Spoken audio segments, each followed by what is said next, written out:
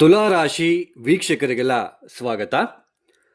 ಚಿತ್ತಾ ನಕ್ಷತ್ರ 3, 4ನೇ ಪಾದ, ಸ್ವಾತಿ ನಕ್ಷತ್ರ 4 ಪಾದಗಳು, ಹಾಗೆಯೇ ವಿಶಾಖ ನಕ್ಷತ್ರ 1, 2, 3ನೇ ಪಾದ ಈ ತುಲಾ ರಾಶಿಯಲ್ಲಿ ಬರ್ತಕ್ಕಂತಹ ನಕ್ಷತ್ರಗಳು.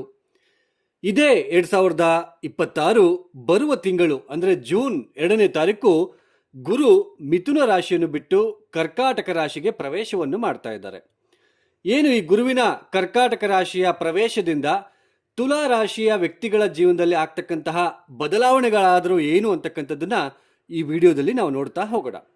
ನೋಡಿ, ಅದಕ್ಕೂ ಮುನ್ನ ಗುರು ಒಂದು ರಾಶಿಯಲ್ಲಿ 1 ವರ್ಷಗಳ ಕಾಲ ಸಂಚಾರವನ್ನು ಮಾಡಬೇಕು. ಅಂದರೆ 12 ತಿಂಗಳು ಇರಬೇಕು ಆ್ಯಕ್ಚುಲಿ ಹೇಳಬೇಕು ಅಂದರೆ. ಆದರೆ 2025 ಮೊನ್ನೆ 2025ನೇ ಇಸ್ವಿಯಿಂದ ಗುರು ಅತಿಚಾರ ಮಾರ್ಗವಾಗಿ ಬಹುಬೇಗನೆ ಕೆಲವು ತಿಂಗಳು ಮಾತ್ರ ಅಲ್ಲಿ ಇದ್ಕೊಂಡ್ಬಿಟ್ಟು ಮತ್ತೆ ಸ್ವಲ್ಪ ದಿನ ಮುಂದಕ್ಕೆ ಬರ್ತಕ್ಕಂಥದ್ದು, ಮತ್ತೆ ವಕ್ರೆಯಾಗಿ ಹಿಂದಕ್ಕೆ ಹೋಗ್ತಕ್ಕಂಥದ್ದು, ಈ ಥರ ಮಾಡ್ತಾ ಇದ್ದಾರೆ. ಒಂದು ರಾಶಿಯಲ್ಲಿ 30 ಡಿಗ್ರಿ ಇರುತ್ತೆ.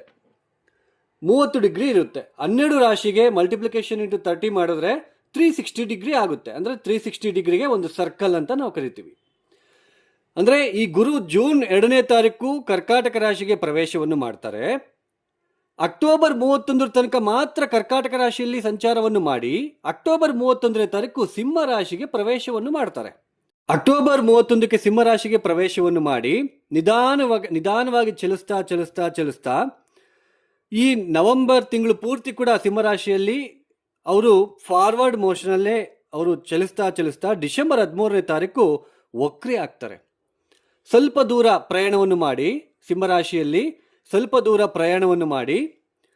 ಈ ಡಿಸೆಂಬರ್ 13ನೇ ತಾರೀಕು ವಕ್ರಗತಿ ಆಗ್ತಾರೆ. ವಕ್ರೆ ಅಂದರೆ ಮತ್ತೆ ರಿಟ್ರೋಗ್ರೇಷನ್, ಹಿಮ್ಮುಖ ಚಲನೆ, ಹಿಂದಕ್ಕೆ ಚಲಿಸ್ತಕ್ಕಂಥದ್ದು.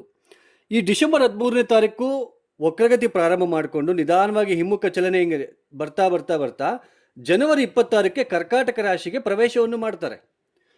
ಅದೇ ಹಿಮ್ಮುಖ ಚಲನೆಯಲ್ಲೇ ಹಿಂದಕ್ಕೆ ಹೋಗ್ತಾ ಚಲಿಸ್ತಾ ಏಪ್ರಿಲ್ 13ನೇ ತಾರೀಕಿನ ತನಕನೂ ಕೂಡ ಅವರು ವಕ್ರಗತಿಯಲ್ಲೇ ಇರ್ತಾರೆ. ಏಪ್ರಿಲ್ 13ನೇ ತಾರೀಕು ಮತ್ತೆ ವಕ್ರತ್ಯಾಗವನ್ನು ಮಾಡ್ತಾರೆ.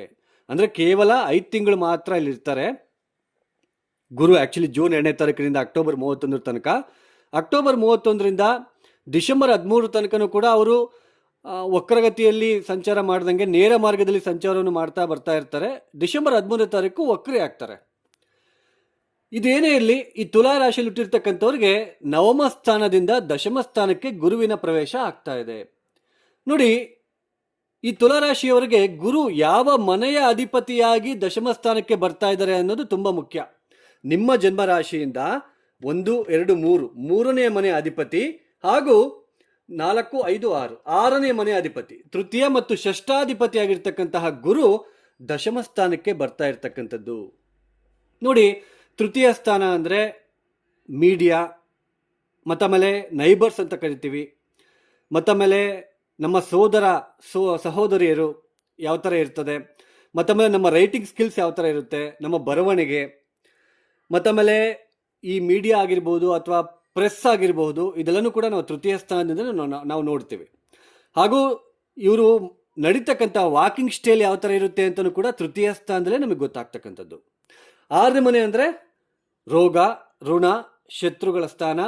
ದಿನನಿತ್ಯದ ಜೀವನದಲ್ಲಿ ನಾವು ಯಾವ ಥರ ಇದ್ದೀವಿ, ನಮಗೇನಾದರೂ ಕಷ್ಟ ಆಗ್ತಿದೆಯಾ, ದಿನ ಬೆಳಗ್ಗೆಯಿಂದ ಸಾಯಂಕಾಲ ತನಕ ಕೆಲಸಗಳು ಕಷ್ಟ ಆಗ್ತಿದೆಯಾ, ಮತ್ತಮೇಲೆ ನಾವು ಯಾವ ಥರ ಜೀವನವನ್ನು ನಡೆಸ್ತಾ ಇದ್ದೀವಿ, ಹೋರಾಟದ ಜೀವನವನ್ನು ನಡೆಸ್ತಾ ಇದ್ದೀವಾ ಅಥವಾ ಸುಖವಾದ ಜೀವನವನ್ನು ನಡೆಸ್ತಾ ಇದ್ದೀವಾ, ಅಂದರೆ ದಿನನಿತ್ಯದ ಜೀವನದಲ್ಲಿ ಆಗ್ತಕ್ಕಂತಹ ಬದಲಾವಣೆಗಳು 6ನೇ ಮನೆ. ಹಾಗೆಯೇ ಕಾಂಪಿಟೇಟಿವ್ ಎಕ್ಸಾಮ್ಸ್, ಸ್ಪರ್ಧಾತ್ಮಕ ಪರೀಕ್ಷೆಗಳಲ್ಲಿ ನಾವು ಸಾಕಷ್ಟು ಜನ ಸರ್ಕಾರಿ ಕೆಲಸಕ್ಕೋಸ್ಕರ ನಾವು ಪ್ರಯತ್ನ ಪಟ್ಟು ಎಕ್ಸಾಮ್ಸ್ನ ಬರಿತಾ ಇರ್ತೀವಿ. 6ನೇ ಮನೆ ತುಂಬ ಇಂಪಾರ್ಟೆಂಟ್. ವಿಲ್ ಪವರ್, ನಮಗೆ ಶಕ್ತಿ ಇದೆಯಾ, ಆ ಇಂಟರ್ವ್ಯೂನಲ್ಲಿ ಫೇಸ್ ಮಾಡಿ ನಮ್ಮ ನಾಲೆಡ್ಜ್ನ ಇತರರಿಗೆ ತೋರಿಸ್ತಕ್ಕಂತಹ ಶಕ್ತಿ ಇದೆಯಾ ನಮಗೆ ಅಂತಕ್ಕಂಥದ್ದು 6th ಹೌಸ್ ತುಂಬ ರೆಪ್ರೆಸೆಂಟ್ ಮಾಡುತ್ತೆ. ಅಂತಹ 6th ಹೌಸ್ಗೆ ಅಧಿಪತಿಯಾಗಿರ್ತಕ್ಕಂತಹ ಗುರು ದಶಮ ಸ್ಥಾನದಲ್ಲಿ ಸಂಚಾರ ಪ್ರಾರಂಭ ಮಾಡ್ಕೊಳ್ತಾ ಇರ್ತಕ್ಕಂಥದ್ದು. ನೋಡಿ, ಇಲ್ಲಿ ಚಿಕ್ಕ ಒಂದು ಕಿವಿ ಮಾತು, ಈ ಗುರುಬಲ ಶನಿಬಲ ಇದೆಲ್ಲ ಏನೇ ಇರಲು ಕೂಡ ಇದು ಕೇವಲ ಗೋಚಾರದಲ್ಲಿ, ಇದು ಗೋಚಾರದ ಫಲಿತಾಂಶಗಳು. ನಮ್ಮ ವೈಯಕ್ತಿಕ ಜನ್ಮ ಜಾತಕ ತುಂಬ ಮುಖ್ಯ. ಇದೇ ಥರ ಕುಂಡಲಿ ಬರುತ್ತೆ ನಾವು ಹುಟ್ಟಿದಾಗ, ಯಾವ್ಯಾವ ಗ್ರಹ ಎಷ್ಟೆಷ್ಟು ಡಿಗ್ರಿಲಿದ್ದಾರೆ, ಯಾವ ನಕ್ಷತ್ರದಲ್ಲಿದ್ದಾರೆ, ಅವ್ರಿಗೆ ಬಲಹೀನ ಸ್ಥಿತಿಯಲ್ಲಿದ್ದಾರಾ, ಬಲಿಷ್ಠರಾಗಿದ್ದಾರಾ, ಅದನ್ನು ನಾವು ನಮ್ಮ ಜಾತಕದಲ್ಲಿ ಗೊತ್ತಾಗುತ್ತೆ ಅಷ್ಟಕವರ್ಗ ಬಿಂದುಗಳ ಮುಖಾಂತರ. ಈಗ ಗುರು ದಶಮ ಸ್ಥಾನಕ್ಕೆ ಬರ್ತಾ ಇದ್ದಾರೆ, ನಿಮ್ಮ ಜಾತಕ ರೀತ್ಯ ಇಲ್ಲಿ ಗುರು ಎಷ್ಟು ಬಿಂದುಗಳನ್ನು ಕೊಟ್ಟಿದ್ದಾರೆ, ಪಾಯಿಂಟ್ಸ್ ಕೊಟ್ಟಿದ್ದಾರೆ. ಕಡಿಮೆ ಪಾಯಿಂಟ್ಸ್ ಕೊಟ್ಟಿದ್ದಾರೆ ಬಲಹೀನ ಇದ್ದಾರೆ ಅಂತ ಅರ್ಥ. ನೋಡಿ, ಇದೇ ತರ ನಮ್ಮ ವೈಯಕ್ತಿಕ ಜನ್ಮ ಜಾತಕ ಇರುತ್ತೆ. ನಾವು ಹುಟ್ಟಿರ್ತಕ್ಕಂತಹ ಸಂದರ್ಭದಲ್ಲಿ ಗ್ರಹಗಳ ಸ್ಥಿತಿಗತಿಗಳು ಚೆನ್ನಾಗಿಲ್ಲಪ್ಪ, ಅವರ ಒಂದು ದಶಾಭುಕ್ತಿ ಬಂದಾಗ ನಾವು ತೊಂದರೆ ಪಡ್ತೀವಿ, ಸಾಕಷ್ಟು ತೊಂದರೆ ಪಡ್ತೀವಿ. ಉದ್ಯೋಗ ಸರಿಯಾಗಿ ಸಿಗೋದಿಲ್ಲ, ಗಂಡ ಹೆಂಡತಿ ಮಧ್ಯೆ ಪರಸ್ಪರ ಅನ್ಯೋನ್ಯತೆ ಇರೋದಿಲ್ಲ, ಸಾಕಷ್ಟು ಅವಮಾನಗಳನ್ನು ಎದುರಿಸ್ತೀವಿ, ಹಣಕಾಸಿನ ವಿಚಾರದಲ್ಲಿ ತೊಂದರೆ ಪಡ್ತೀವಿ. ಅಂತಹ ಸಮಯದಲ್ಲಿ ಗುರುಬಲ ಬಂದಾಗ ಸ್ವಲ್ಪ ರಕ್ಷಣೆ ಸಿಗುತ್ತೆ. ಆ ಗುರುಬಲ ಎಷ್ಟು ದಿನ ಇರುತ್ತೋ ಅಷ್ಟು ದಿನ ನಮಗೆ ಒಳ್ಳೆಯದಾಗುತ್ತೆ, ಸ್ವಲ್ಪ ನಿಟ್ಟುಸಿರು ಬಿಡ್ತೀವಿ ಅಂತ ಅರ್ಥ. ಆವಾಗ ಗುರುಬಲ ಬೇಕು. ಯಾರ ವೈಯಕ್ತಿಕ ಜನ್ಮ ಜಾತಕದಲ್ಲಿ ಗ್ರಹಗಳ ಸ್ಥಿತಿಗತಿಗಳು ಚೆನ್ನಾಗಿದ್ದಾಗ ಹುಟ್ಟಿದಾಗ ನಮಗೆ ಚೆನ್ನಾಗೇ ಇರುತ್ತೆ, ಅವು ದಶಾಭುಕ್ತಿ ಬಂದಾಗ ಸ್ವಲ್ಪ ಚೆನ್ನಾಗೇ ಇರುತ್ತೆ, ತೊಂದರೆ ಇರೋದಿಲ್ಲ. ಆ ಸಮಯದಲ್ಲಿ ಗುರುಬಲ ಬಂದರೆ ಮತ್ತಷ್ಟು ಶುಭ ಫಲಿತಾಂಶ ಪಡ್ಕೊಳ್ತೀವಿ ಅಂತ ಅರ್ಥ. ಅದೇನೇ ಇರಲಿ, ನಮಗೆ ಇದು ಗೋಚಾರ ಮಾತ್ರ, ಇದನ್ನೇ ಡಿಪೆಂಡ್ ಆಗಿ ತಗೊಳೋದಕ್ಕೆ ಹೋಗಬಾರ್ದು. ಅರ್ಥ ಮಾಡ್ಕೊಳ್ಳೋದಕ್ಕೆ ಪ್ರಯತ್ನ ಮಾಡಿ. ಇರೋ ಸತ್ಯಾಸತ್ಯತೆಯನ್ನು ನಮಗೆ ತಿಳಿಸ್ಲಿಕ್ಕೆ ಪ್ರಯತ್ನ ಪಡ್ತಾ ಇದ್ದಾರೆ. ಈ ತುಲಾ ರಾಶಿಯಲ್ಲಿ ಹುಟ್ಟಿರ್ತಕ್ಕಂಥವ್ರಿಗೆ 6ನೇ ಮನೆ ಅಧಿಪತಿ ತೃತೀಯಾಧಿಪತಿ ದಶಮ ಸ್ಥಾನಕ್ಕೆ ಬರ್ತಾ ಇರ್ತಕ್ಕಂಥದ್ದು. ಯಾವಾಗ ಜೂನ್ 2ನೇ ತಾರೀಕಿನಿಂದ ಗುರು ದಶಮ ಸ್ಥಾನಕ್ಕೆ ಬರ್ತಾರೋ ತಾನಿರುವ ರಾಶಿಯಿಂದ ಪಂಚಮ ಸ್ಥಾನವನ್ನು ನೋಡ್ತಾರೆ. 1, 2, 3, 4, 5 ಅಂದರೆ ನಿಮ್ಮ ಜನ್ಮ ರಾಶಿಯಿಂದ ದ್ವಿತೀಯ ಸ್ಥಾನವನ್ನು ನೋಡ್ತಾರೆ. ತಾನಿರುವ ರಾಶಿಯಿಂದ ಸಪ್ತಮ ಭಾವವನ್ನು ನೋಡ್ತಾರೆ. 1, 2, 3, 4, 5, 6, 7 ಸಪ್ತಮ ಭಾವವನ್ನು ನೋಡ್ತಾರೆ. ಅಂದರೆ ನಿಮ್ಮ ಜನ್ಮ ರಾಶಿಯಿಂದ ಚತುರ್ಥ ಸ್ಥಾನ. ತಾನಿರುವ ರಾಶಿಯಿಂದ ನವಮ ದೃಷ್ಟಿಯಿಂದ ನವಮ ಸ್ಥಾನವನ್ನು ನೋಡ್ತಾರೆ. ನೋಡಿ, 7th, 8th, 9th ಗುರು ದೃಷ್ಟಿ ಈ ರಾಶಿಗಳ ಮೇಲೆ ಬೀಳ್ತಾ ಇದೆ. ನೋಡಿ, 6ನೇ ಮನೆ ಅಧಿಪತಿ ಆಗಿರ್ತಕ್ಕಂತಹ ಗುರು ದಶಮ ಸ್ಥಾನದಲ್ಲಿ ಸಂಚಾರ ಮಾಡ್ತಾ ಇರೋದ್ರಿಂದ ಯಾರೆಲ್ಲ ತುಂಬಾ ದಿನಗಳಿಂದ ಇಂಟರ್ವ್ಯೂ ಫೇಸ್ ಮಾಡ್ತಾ ಇದ್ದೀರಾ, ಇಂಟರ್ವ್ಯೂಗೆ ಹೋಗ್ತಾ ಇದ್ದೀರಾ, ಕೆಲಸ ಸಿಗ್ತಾ ಇಲ್ಲ, ನೀವು ಎಷ್ಟೇ ಚೆನ್ನಾಗಿ ಇಂಟರ್ವ್ಯೂ ಮಾಡಿದ್ರು ನನಗೆ ಕೆಲಸನೇ ಸಿಗ್ತಾ ಇಲ್ಲ ಅಂತ ಯಾರೆಲ್ಲ ನೀವು ನೋವು ಪಡ್ತಾ ಇದ್ದೀರಾ, ಈ ಸಮಯದಲ್ಲಿ ಕೆಲಸ ಸಿಗ್ತಕ್ಕಂತಹ ಲಕ್ಷಣಗಳು ಕಂಡು ಬರ್ತಾ ಇರುತ್ತೆ. ಯಾಕೆಂದ್ರೆ 6ನೇ ಮನೆ ಅಧಿಪತಿ ದಶಮ ಸ್ಥಾನದಲ್ಲಿ ಉಚ್ಚ ಸ್ಥಾನದಲ್ಲಿ ಬರ್ತಾ ಇರೋದ್ರಿಂದ ಕೆಲಸ ಇಲ್ಲದೆ ಇರ್ತಕ್ಕಂಥವ್ರಿಗೆ ಕೆಲಸ ಸಿಗ್ತಕ್ಕಂತಹ ಸಾಧ್ಯತೆ ಇರುತ್ತೆ. ಆದರೆ ಗುರುಬಲ ಇರೋದಿಲ್ಲ, ಬಟ್ ಕೆಲಸ ಸಿಗುತ್ತೆ. ಯಾಕೆಂದ್ರೆ 6th ಲಾರ್ಡ್ ಅಲ್ವಾ, 6ನೇ ಮನೆ ಅಧಿಪತಿ ದಶಮ ಸ್ಥಾನಕ್ಕೆ ಬರ್ತಾ ಇರ್ತಕ್ಕಂಥದ್ದು. ಬಟ್ ಕೆಲಸ ಮಾಡೋ ಜಾಗದಲ್ಲಿ ತುಂಬ ಸ್ಟ್ರೆಸ್ ಇರುತ್ತೆ.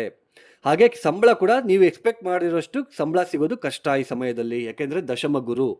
ಹಾಗೆಯೇ ಆಲ್ರೆಡಿ ಯಾರೆಲ್ಲ ನೀವು ಕೆಲಸ ಮಾಡ್ತಾ ಇದ್ದೀರಾ, ನೀವು ಜಾಬಲ್ಲಿ ದೊಡ್ಡ ದೊಡ್ಡ ಕಂಪ್ನಿಯಲ್ಲಿ ಕೆಲಸ ಮಾಡ್ತಾ ಇದ್ದೀರಾ, ಕೆಲಸ ಮಾಡೋ ಜಾಗದಲ್ಲಿ ನಿಮ್ಮ ಬಾಸ್ ಜೊತೆ ಆಗಿರ್ಬೋದು, ನಿಮ್ಮ ಕೊಲೀಗ್ಸ್ ಜೊತೆ ಆಗಿರ್ಬೋದು, ಆಗಿಂದಾಗೆ ಜಗಳ ಬರ್ತಾ ಇರುತ್ತೆ.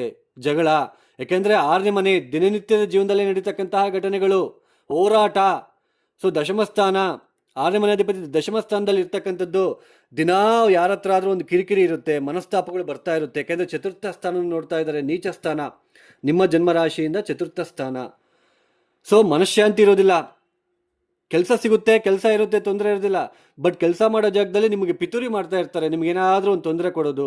ಇದರಿಂದ ನಿಮಗೆ ಮನಃಶಾಂತಿ ಇರೋದಿಲ್ಲ. ಚತುರ್ಥ ಸ್ಥಾನ ಅಂದರೆ ಏನು?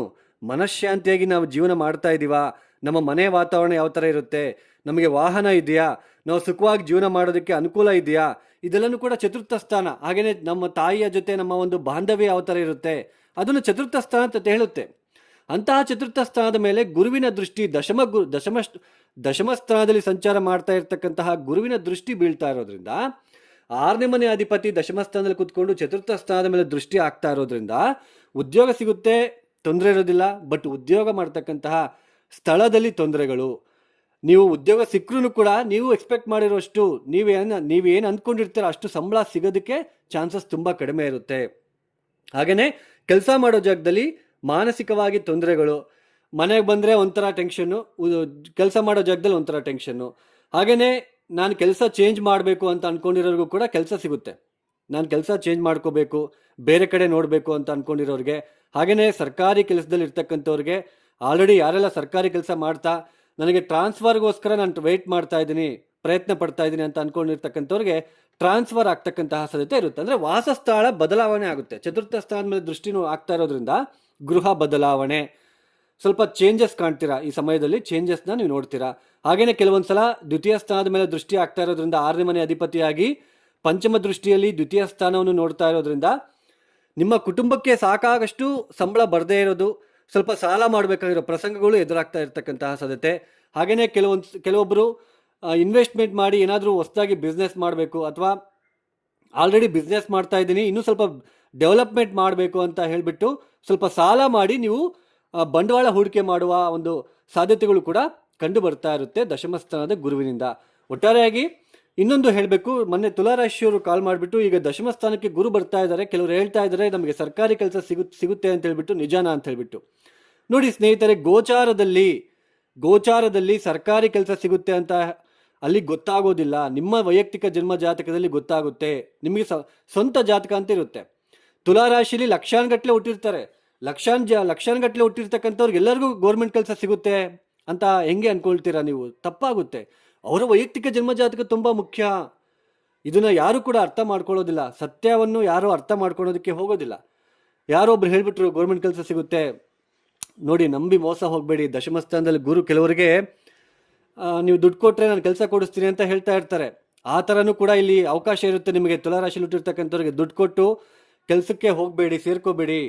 ನಿಮ್ಮ ಇಂಟರ್ವ್ಯೂನ ನೀವು ಫೇಸ್ ಮಾಡೋದಕ್ಕೆ ಪ್ರಯತ್ನ ಮಾಡಿ. 6ನೇ ಮನೆ ಅಧಿಪತಿ ಬರ್ತಾ ಇರೋದ್ರಿಂದ ನಿಮ್ಮ ಸ್ವಶಕ್ತಿಯನ್ನು ನಂಬ್ಕೊಳ್ಳೋದಕ್ಕೆ ಪ್ರಯತ್ನ ಮಾಡಿ.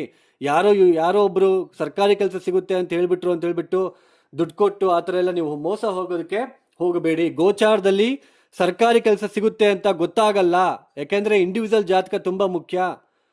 ಒಟ್ಟಾರೆಯಾಗಿ ದಶಮಸ್ಥಾನಕ್ಕೆ ಗುರು ಬರ್ತಾ ಇರೋದ್ರಿಂದ ಯಾವುದಾದ್ರೂ ಚಿಕ್ಕ ಪುಟ್ಟ ಕೆಲಸ ನೀವು ಪ್ರಯತ್ನ ಪಡ್ತಾ ಇದ್ರೆ ಕೆಲಸ ಸಿಗುತ್ತೆ. ಬಟ್ ನೀವು ಅಂದ್ಕೊಂಡಿರೋಷ್ಟು ಸಂಬಳ ಕಡಿಮೆ ಇರುತ್ತೆ. ಆಲ್ರೆಡಿ ಕೆಲಸ ಮಾಡ್ತಾ ಇರ್ತಕ್ಕಂಥವ್ರಿಗೆ ಸ್ವಲ್ಪ ಕಿರುಕುಳ ತಪ್ಪಿದ್ದಲ್ಲ. ಆಮೇಲೆ 2-3 ಮಾಡಬೇಕಾಗಿರೋ ಕೆಲಸ ನೀವು ಒಬ್ಬರೇ ಮಾಡಬೇಕಾಗಿರೋ ಪ್ರಸಂಗಗಳು ಎದುರಾಗ್ತಾ ಇರುತ್ತೆ. ಈ ಸಮಯದಲ್ಲಿ ಜಾಸ್ತಿ ವರ್ಕ್ಲೋಡ್ ನಿಮ್ಮ ಮೇಲೆ ಬೀಳ್ತಾ ಇರುತ್ತೆ. ಹಾಗೆ ಕೆಲಸ ಮಾಡೋ ಜಾಗದಲ್ಲಿ ಖಿನ್ನತೆ, ಮಾನಸಿಕವಾಗಿ ನೋವನ್ನು ಅನುಭವಿಸ್ತೀರಾ. ಯಾಕೆಂದರೆ ಚತುರ್ಥ ಸ್ಥಾನ ನೀಚ ಸ್ಥಾನವನ್ನು ನೋಡ್ತಾ ಇರೋದ್ರಿಂದ ದಿನನಿತ್ಯದ ಜೀವನದಲ್ಲಿ ಸ್ವಲ್ಪ ಸ್ಟ್ರೆಸ್ ಜಾಸ್ತಿ ಇರುತ್ತೆ. ಬೆಳಗ್ಗೆಯಿಂದ ರಾತ್ರಿವರೆಗೂ ಕೆಲಸ ಮಾಡಿದ್ರೂ ಕೆಲಸನೇ ಆಗಲ್ಲ, ಆ ಥರ ಇರುತ್ತೆ. ಅಕ್ಟೋಬರ್ 31ರಿಂದ ಡಿಸೆಂಬರ್ 13 ತನಕ ಲಾಭಸ್ಥಾನದಲ್ಲಿ 43 ದಿನಗಳ ಕಾಲ ಲಾಭಸ್ಥಾನದಲ್ಲಿ ಸಂಚಾರ, ಗುರುಬಲ ಇರುತ್ತೆ. ಅವಾಗ ನಿಮಗೆ ಸ್ವಲ್ಪ ನೀವು ಹಣಕಾಸಿನ ವಿಚಾರದಲ್ಲಿ ಪ್ರಗತಿ ನೋಡ್ತೀರಾ. ಮತ್ತೆ ಡಿಸೆಂಬರ್ 13ರಿಂದ ವಕ್ರಿ ಆಗ್ತಾರೆ. ಮತ್ತೆ ಸ್ವಲ್ಪ ಗುರುಬಲ ಅನ್ನೋದು ನಿಮ್ಗೆ ಇರೋದಿಲ್ಲ. ಮತ್ತೆ ದಶಮಸ್ಥಾನಕ್ಕೆ ಬಂದಾಗ ಸ್ವಲ್ಪ ಉದ್ಯೋಗದಲ್ಲಿ ಸ್ವಲ್ಪ ಒತ್ತಡಗಳನ್ನು ಜಾಸ್ತಿ ನೀವು ಫೇಸ್ ಮಾಡಬೇಕಾಗುತ್ತೆ ವರ್ಷದ ಅಂತ್ಯದಲ್ಲಿ, ಬರ್ತಕ್ಕಂತಹ ವರ್ಷದಲ್ಲಿ. ಒಟ್ಟಾರೆಯಾಗಿ ತುಲಾರಾಶಿಯವರಿಗೆ ಈ ತರಹದ ಪರಿಸ್ಥಿತಿಗಳಿರುತ್ತೆ. ಬ್ಲೈಂಡ್ ಆಗಿ ನಂಬೋದಕ್ಕೆ ಹೋಗಬೇಡಿ. ಸರ್ಕಾರಿ ಕೆಲಸ ಸಿಗುತ್ತೆ ಅಂತ ಗೋಚಾರದಲ್ಲಿ ಗೊತ್ತಾಗಲ್ಲ, ಅದು ಹೇಳಕ್ ಬರಲ್ಲ. ಯಾಕೆಂದ್ರೆ ತುಲಾರಾಶಿಯಲ್ಲಿ ಲಕ್ಷಾನುಗಟ್ಟಲೆ ಹುಟ್ಟಿರ್ತಾರೆ. ಸರ್ಕಾರಿ ಕೆಲಸ ಅಂತಂದ್ರೆ ತುಲಾರಾಶಿಯಲ್ಲಿ ಹುಟ್ಟಿರ್ತಕ್ಕಂಥ ಎಲ್ಲರಿಗೂ ಸಿಗ್ಬೇಕಲ್ವಾ? ಆ ಥರ ಇರೋದಿಲ್ಲ. ವೈಯಕ್ತಿಕ ಜನ್ಮ ಜಾತಕದಲ್ಲಿ ಗೊತ್ತಾಗುತ್ತೆ. ಇದನ್ನ ಸತ್ಯಾಸತ್ಯತೆಯನ್ನು ಅರ್ಥ ಮಾಡ್ಕೊಳೋದಕ್ಕೆ ಪ್ರಯತ್ನ ಮಾಡಿ. ಈ ತುಲಾರಾಶಿಯಲ್ಲಿ ಹುಟ್ಟಿರ್ತಕ್ಕಂಥವ್ರು ನೋಡಿ, ವೀರಭದ್ರ ದೇವಸ್ಥಾನದಲ್ಲಿ ಈಡ್ಗೆ ಹೊಡೆಯೋದಕ್ಕೆ ಪ್ರಯತ್ನ ಮಾಡಿ. ಈಡ್ಗೆ ಹೊಡೆಯೋದಕ್ಕೆ ನೀವೆಲ್ಲಾದರೂ ಇಂಟರ್ವ್ಯೂಗೆ ಹೋಗ್ತಾ ಇದ್ರೆ ವೀರಭದ್ರ ದರ್ಶನವನ್ನು ಮಾಡ್ಕೊಳೋದಕ್ಕೆ ಪ್ರಯತ್ನ ಮಾಡಿ.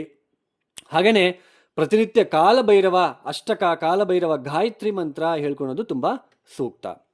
ಯಾರೆಲ್ಲ ಈ ವಿಡಿಯೋನ ನೋಡ್ತಾ ಇದ್ರೆ ನಿಮ್ಗೆ ಇಷ್ಟ ಆಗಿದ್ರೆ ಮಾತ್ರ ಲೈಕ್ ಮಾಡಿ, ಶೇರ್ ಮಾಡಿ, ಸಬ್ಸ್ಕ್ರೈಬ್ ಮಾಡ್ಕೊಳ್ಳಿ. ಹಾಗೆಯೇ ಯಾರಿಗಾದರೂ ಆಸ್ಟ್ರಾಲಜಿ ಕನ್ಸಲ್ಟೇಷನ್ ಬೇಕು ಅಂತಂದರೆ ಡಿಸ್ಪ್ಲೇ ಆಗ್ತಿರ್ತಕ್ಕಂತಹ ನಂಬರ್ಗೆ ನೇರವಾಗಿ ಕರೆಯನ್ನು ಮಾಡಿ. ಪ್ರಾಬ್ಲಮ್ಸ್ ಹೇಳ್ಕೋಬಾರ್ದು, date of birth timings compulsory ಬೇಕು. ನೀವು ಪ್ರಾಬ್ಲಮ್ಸ್ನ ಹೇಳ್ಕೊಂಡ್ರೆ ನಾನೇ ಎಕ್ಸ್ಪ್ಲೇನ್ ಮಾಡಬೇಕು. ನಿಮ್ಗೆ ಈ ಥರ ಪ್ರಾಬ್ಲಮ್ ಇದೆ, ಈ ಥರ ಟೋಟಲ್ ಜಾತಕದಲ್ಲಿ ಯಾವ ಪ್ಲಾನೆಟ್ ಬಲಹೀನ ಸ್ಥಿತಿಯಲ್ಲಿದೆ, ಏನು ಪರಿಹಾರ ಮಾಡ್ಕೋಬೇಕು, ನೀವೇ ಕಷ್ಟಪಟ್ಬಿಟ್ಟು ಮಾಡ್ಕೋಬೇಕು. ಆ ಥರ ಪರಿಹಾರ ನಾನು ಕೊಡ್ತೇನೆ.